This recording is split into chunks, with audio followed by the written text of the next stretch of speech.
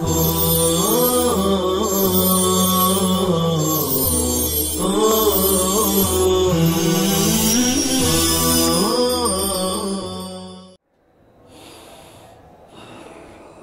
اللہ الرحمن الرحیم۔ السلام علیکم ورحمۃ اللہ وبرکاتہ۔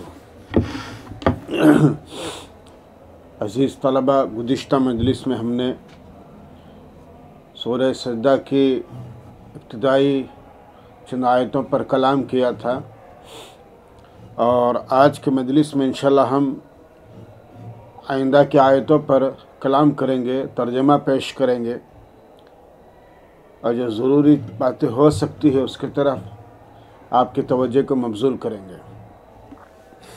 قرآن کریم کی آیت ہے، بسم اللہ الرحمن الرحیم، وَلَوْ تَرَى إِذِ الْمُجْرِمُونَ نَاكِسُو رُؤُوسِهِمْ عِنْدَ رَبِّهِمْ رَبَّنَا أَبْصَرْنَا وَسَمِعْنَا فَارْجِعْنَا نَعْمَلْ صَالِحًا إِنَّا مُوقِنُونَ وَلَوْ شِئْنَا لَآتَيْنَا كُلَّ نَفْسٍ هُدَاهَا ولكن حق القول مني لأملأن جهنم من الجنة والناس أجمعين فذوقوا بما نسيتم لقاء يومكم هذا إنا نسيناكم وذوقوا عذاب الخلد بما كنتم تعملون۔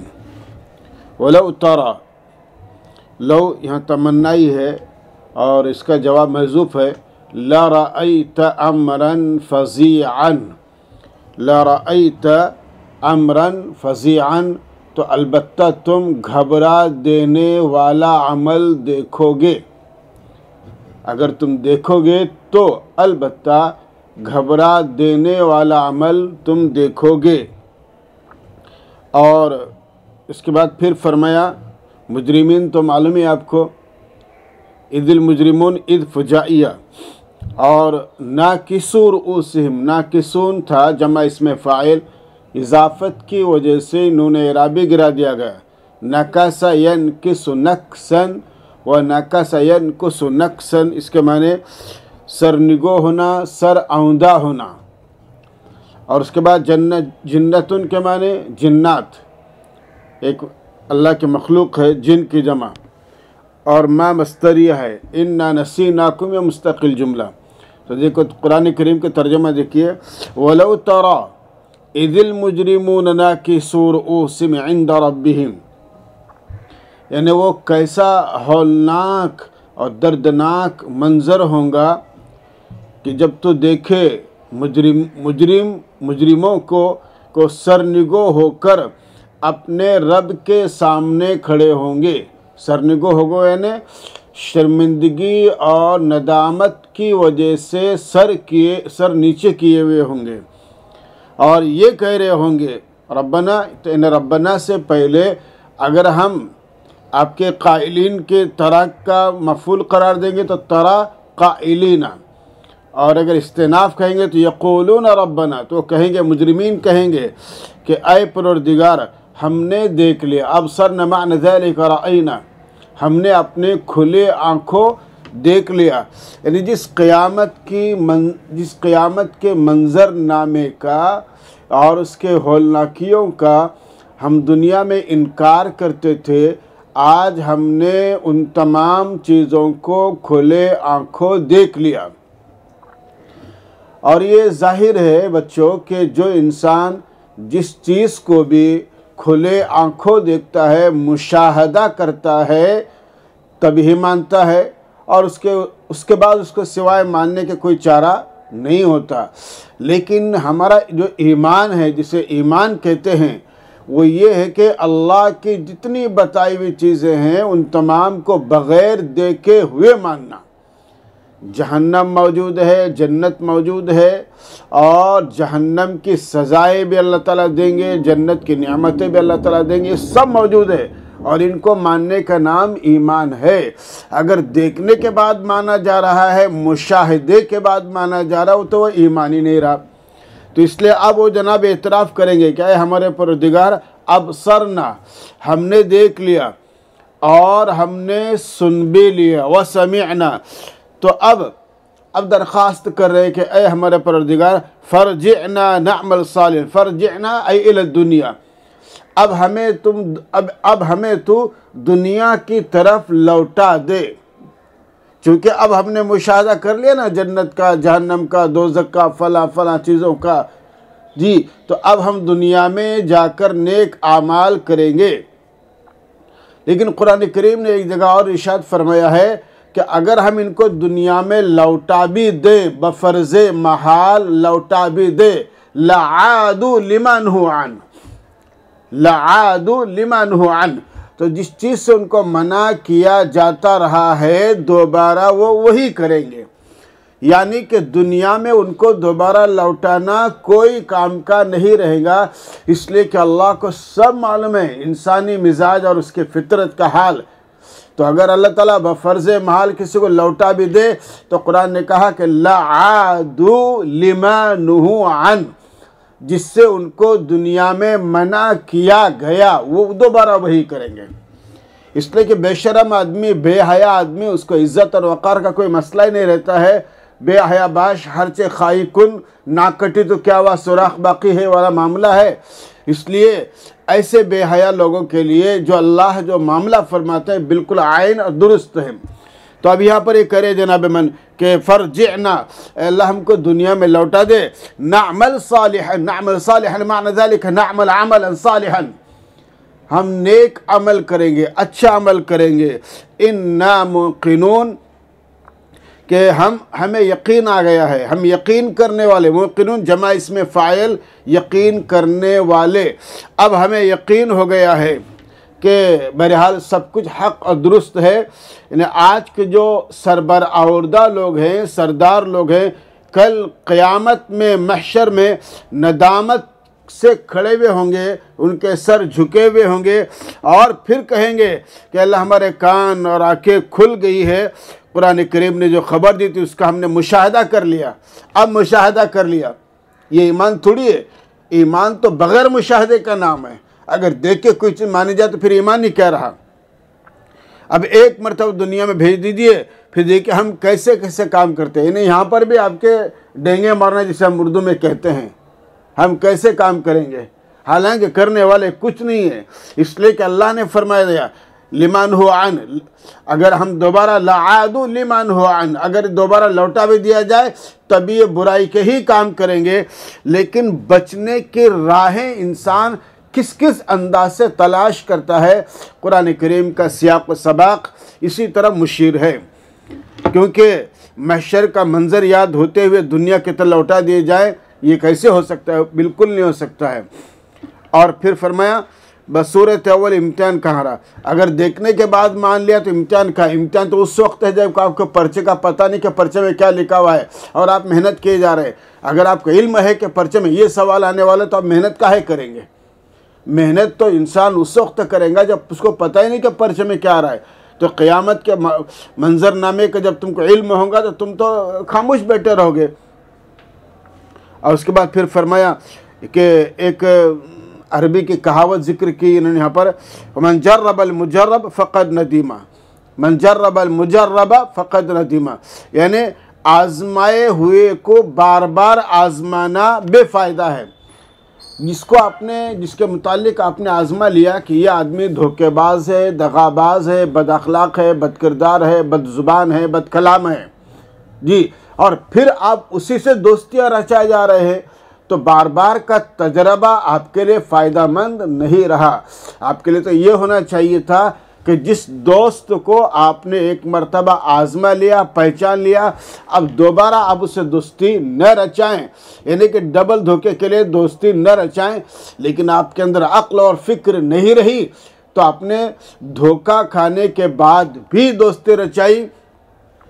اور بعض مرتبہ ہوتا ہی، بلکہ اکثر مرتبہ ہوتا ہے کہ انسان جس پر کلی طور پر اعتماد کرتا ہے، بعض مرتبہ انسان کو اسی کی جانب سے حالات پیش آتے ہیں، پریشانیاں پیش آتی ہیں، اور پھر انسان آپ کے سوائے رونے کے اور دکڑا پیش کرنے کے کوئی چارہ کار نہیں ہوتا۔ قرآن کریم کے آگے آیت ہے، اللہ تعالیٰ فرماتے ہیں، اچھا وَلَوْ شِئْنَا لَآتَيْنَا كُلَّ نَفْسٍ هُدَاهَا، اور اگر ہم چاہتے لآتینا کل نفس، تو ہر شخص کو اس کی ہدایت دے دیتے، لیکن اللہ عالم الغیب ہے، اللہ انسانوں کے مزاج اور ان کی طبیعتوں سے واقف ہے۔ اللہ کو معلوم ہے کون سی طبیعتیں شرارتی ہیں کہ 1000 بار سمجھانے کے باوجود بھی وہی کام کریں گے، اور کون سی طبیعتیں نیک مزاج رکھتی ہیں کہ ان کو ایک مرتبہ کا سمجھانا بھی کافی ہو جائے گا۔ اور پھر اللہ تعالیٰ کی جنت اور جہنم دونوں ہے، ان دونوں کو بھرنا ہے۔ قرآن کریم آگے فرماتا ہے وَلَكِنْ حَقَّ الْقَوْلُ مِنِّي لَأَمْلَأَنَّ جَهَنَّمَ مِنَ الْجِنَّةِ وَالنَّاسِ أَجْمَعِينَ، لیکن میری یہ بات حق ثابت ہوگی کہ میں البتہ ضرور بھر دوں گا جہنم کو جنات اور انسانوں سے۔ اللہ تعالیٰ کو جنت بھی بھرنی ہے اور جہنم بھی بھرنی ہے، اور یہ امر واقعہ ہے، یہ حقیقت پر مبنی چیز ہے کہ دونوں چیزیں اللہ تعالیٰ کو بھرنی ہے۔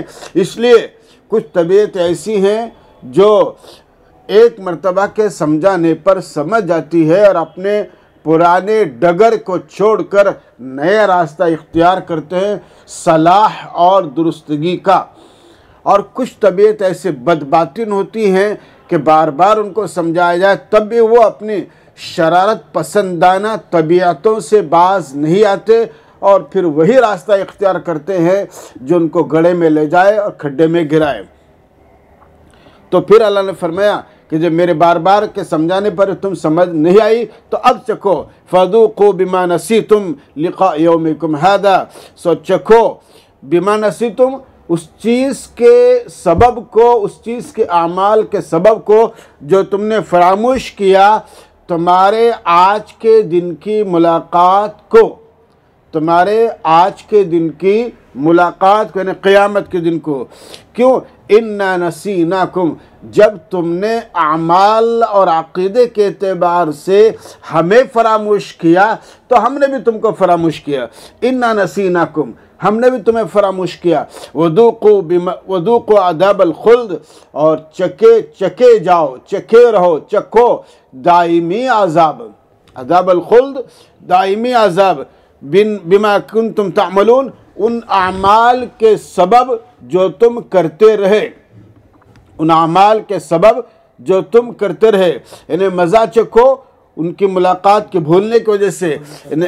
یعنی آج اگر تم صحیح ڈگر پر ہوتے، صحیح راستے پر ہوتے تو ہم تم کو عذاب نہیں دیتے، لیکن تم نے راستہ بھلا دیا، اس لیے اب تم عذاب چکھو، ہم نے تم کو بھلا دیا، اب کبھی تم رحمت سے یاد نہیں کیے جاؤ گے، اور چکھو ابدی عذاب اپنے اعمال کی بدولت۔ اللہ ہر مسلمان کی حفاظت فرمائے ابدی عذاب سے، اور اللہ کے سامنے حساب کتاب کی پیشی سے اللہ پوری انسانیت اور پوری امت کی حفاظت فرمائے۔ آگے اللہ تعالیٰ فرماتے ہیں انما نؤمن بآیاتنا الذین اذا ذکروا بها خروا سجدا وسبحوا بحمد ربهم وهم لا يستكبرون۔ انما یؤمن بآیاتنا، ہماری نشانیوں پر وہی لوگ ایمان رکھتے ہیں، ہماری آیتوں پر، نشانیوں پر وہی لوگ ایمان لاتے ہیں کہ جب ان کو ان کی آیتوں سے نصیحت کی جاتی ہے، اذا ذکروا بہا، جب ان کو ان آیتوں سے نصیحت کی جاتی ہے تو وہ سجدے میں گر پڑتے ہیں، اور اپنے رب کی تسبیح و تحمید کرنے لگتے ہیں، اور وہ گھمنڈ نہیں کرتے، وَهُمْ لَا يَسْتَكْبِرُونَ، اور وہ گھمنڈ نہیں کرتے۔ تَتَجَافَى جُنُوبُهُمْ عَنِ الْمَضَاجِعِ، تجافہ کے معنی دور ہونا، علیحدہ ہونا۔ تجافین باب تفاعل سے، اور اس کا مجرد جفا باب نصرہ، جفا یجفو جفاءً، دور ہونا، جفا شیء کسی چیز کا دور ہونا، اچڑ جانا۔ اور المضاجع، مضجع کی جمع مضاجع، اس میں ظرف، خوابگاہ، سونے کی جگہ، اور خوفا و طمعا، یہ دونوں حال ہیں۔ اور المأوى مصدر ہے، اور اس میں ظرف، ٹھہرنا، آوا یاوی سے باب ضربہ، آوا یاوی اون۔ اور جب اس کا صلہ الہ آتا ہے، اس کے معنی آتے ہیں فرکش ہونا، نزلاً، یہ جنات سے حال ہے یہ. تو کیا فرمایا؟ تتجافا جنوبہم عن المضاجع، کہ دور ہوتی ہیں ان کے پہلو، دور ہوتے ہیں ان کے پہلو عن المضاجع، ان کی خوابگاہوں سے، یعنی بستروں سے. یعنی تہجد پڑھتے ہیں، عشاء پڑھتے ہیں، تہجد پڑھتے ہیں، نوافل پڑھتے ہیں. یدعون ربہم، وہ پکارتے اپنے رب کو، خوفا و طمعا، یہ دونوں حال ہو جائیں گے یدعون کی ضمیر سے، کہ وہ پکارتے ہیں اپنے رب کو ڈر اور امید کی حالت میں، ڈر اور امید کی حالت میں. وَمِمَّا رَزَقْنَاهُمْ يُنْفِقُونَ، اور جو کچھ ہم نے ان کو دے رکھا ہے اس میں سے خرچ کرتے ہیں، اور جو کچھ ہم نے ان کو دے رکھا ہے اس میں سے خرچ کرتے ہیں. یعنی کہ ہماری دی ہوئی روزی میں سے خرچ کرتے ہیں. یہ مومن کی شان ہے کہ وہ امید اور ڈر ان دونوں کے درمیان زندگی گزارتا ہے اور اللہ سے ڈرتا ہے. اور پھر جناب من نماز کے بعد زکوٰۃ اور خیرات کا ذکر فرمایا. قرآن کریم بہت سی جگہوں میں دونوں کا حکم ایک ساتھ ہے، اور یہ مومنین کا حال ہے. آگے مومنین کا معال بیان کیا، ان کا ٹھکانہ، یعنی جنت میں کیا کیا نعمتیں ملیں گی اس کا تذکرہ ہے. فَلَا تَعْلَمُ نَفْسٌ مَّا أُخْفِيَ لَهُم مِّن قُرَّةِ أَعْيُنٍ جَزَاءً بِمَا كَانُوا يَعْمَلُونَ. کیا فرمایا قرآن نے؟ پس کسی شخص کو معلوم نہیں جو آنکھوں کی ٹھنڈک ان کے لیے چھپائی گئی ان کے اعمال کے صلے میں. یعنی اللہ تعالیٰ نے مومنین کی عبادت کے بدلے میں جنت میں جو نعمتیں ان کو چھپا رکھی ہے ان کا حال کسی کو معلوم نہیں ہے سوائے اللہ کی ذات کے. اس لیے بندے کو ہر حال میں اپنی ذات کو ایمان میں پختگی پیدا کرنا چاہیے، اعمال میں رسوخ پیدا کرنا چاہیے، اور اللہ کی ذات کی طرف، اللہ کی ذات پر اعتماد کرتے ہوئے حالات پر صبر کرنا چاہیے، اور اپنے آپ کو اللہ کے حوالے کرنا چاہیے، اور گناہوں سے اور کفر جیسی حرکتوں سے اور گناہوں سے بچنا چاہیے. اللہ مجھے اور آپ کو توفیق عطا فرمائے. والسلام علیکم ورحمۃ اللہ وبرکاتہ.